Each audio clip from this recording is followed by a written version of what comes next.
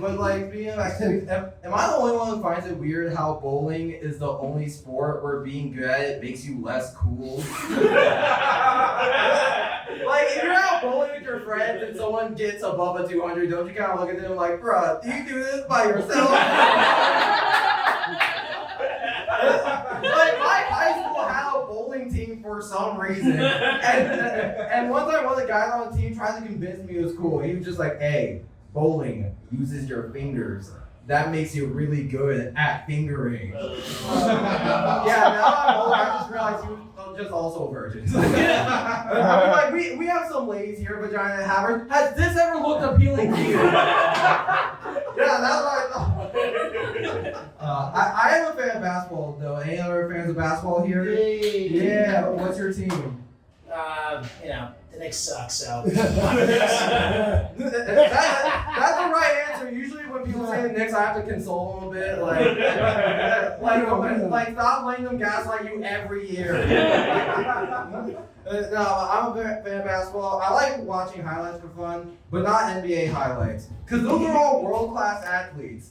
But have you ever seen someone get absolutely dunked on in high school? It's two very different levels of puberty coming together in one glorious moment. Because here's who plays high school basketball. Division I athletes, someone who might get recruited by Amazon, and no one in between. Like LeBron James went into the NBA a month after graduation. He was 6'6" when Nike endorsement lined up, and he was guarded by a child. And here's the thing about kids in high school. They're already having a bad day. That kid just failed an algebra test. He did not need a future 18-time All-Star to rock his shit. But LeBron did it anyway for the love of the game. Yeah, LeBron's NBA legacy is 4 titles. His high school legacy is just trauma.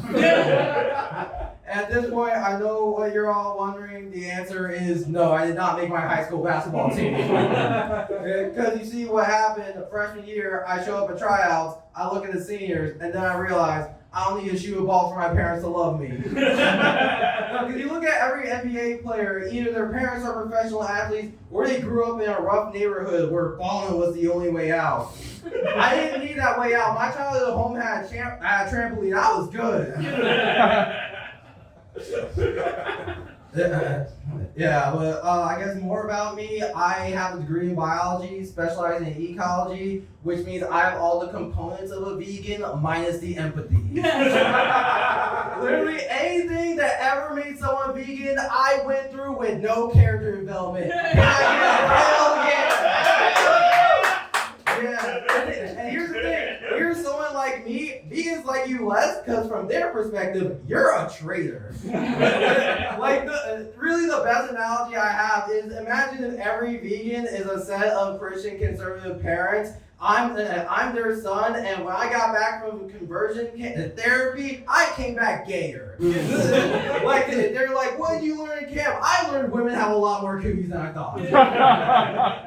Yeah, but there was one time I almost became a vegan. I'm not sure how many of you know the movie Food Inc. If you don't, it's a documentary about how the meat industry is bad for the environment, for your health, for the economy. My dad took me to see that in theaters, and watching it, I felt a lot of weight on my shoulders being a meat eater, but at the end of the credits, that weight was immediately lifted. Like, on the way out the theater, I turned to my dad, I was like, hey, can we go get some burgers? And I'm not sure if you've ever seen your own parent wonder if they're raising a psychopath. Well, I would rather he hit me.